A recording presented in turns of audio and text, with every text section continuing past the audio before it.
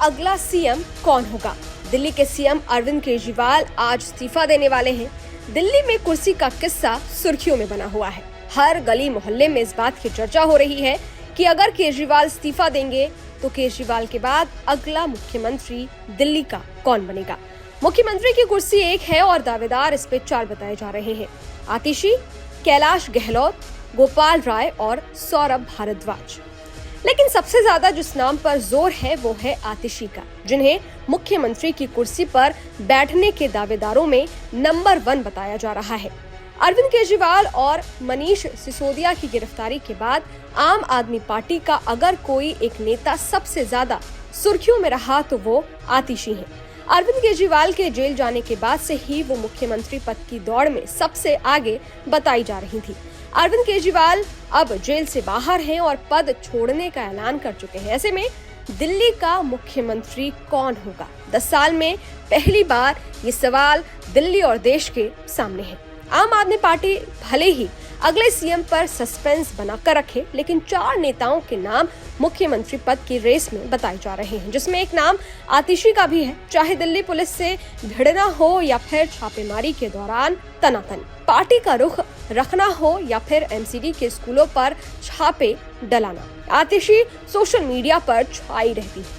लेकिन सबसे बड़ी बात जो आतिशी को आम आदमी पार्टी में सबसे ज्यादा खास बनाती है वो है केजरीवाल से नजदीकियां। इसलिए अरविंद केजरीवाल ने जेल से अपना पहला आदेश आतिशी के हाथों भिजवाया था।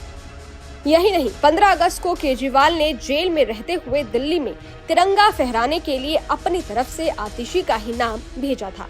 आतिशी न सिर्फ दिल्ली सरकार में इकलौती महिला मंत्री हैं, बल्कि उनके पास इस वक्त दिल्ली सरकार में सबसे ज्यादा मंत्रालय भी है। आतिशी ही शिक्षा विभाग, पीडब्ल्यूडी, जल विभाग, राजस्व योजना और वित्त विभाग संभाल रही हैं। महिला वोट और महिलाओं से जुड़े केजरीवाल के आगे के वादों को ध्यान में रखते हुए भी आतिशी का नाम अहम बताया जा रहा है। आतिशी चाहे जो कहें, लेकिन अरविंद केजरीवाल ने खुद पर गिरफ्तारी की तलवार लटकने से पहले ही उन्हें न सिर्फ 9 मार्च 2023 को कैबिनेट मंत्री बनाया, बल्कि सबसे ज्यादा मंत्रालय भी दे दिए। अब सवाल ये है कि क्या आतिशी मुख्यमंत्री पद की भी शपथ ले सकती हैं? आतिशी का जन्म दिल्ली विश्वविद्यालय के प्रोफेसर विजय कुमार सिंह और तृप्ता वाही के घर हुआ। उन्होंने अपनी स्कूली शिक्षा नई दिल्ली से की।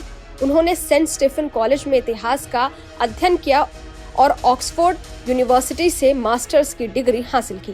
कुछ साल बाद उन्होंने शैक्षिक अनुसंधान में रोड्स स्कॉलर के रूप में ऑक्सफोर्ड से अपनी दूसरी मास्टर की डिग्री हासिल की।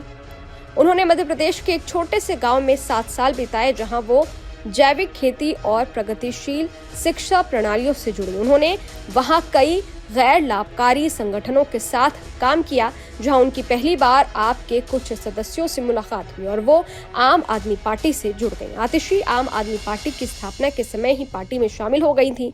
वो 2013 के विधानसभा चुनाव के लिए पार्टी की घोषणा पत्र मौसदा समिति की प्रमुख सदस्य थी। उन्होंने पार्टी के गठन के शुरुआती दौर में इसकी नीतियों को आकार देने में अहम भूमिका निभाई थी। इसके अलावा आतिशी ने पार्टी प्रवक्ता के तौर पर अपनी मौजूदगी दर्ज कराई।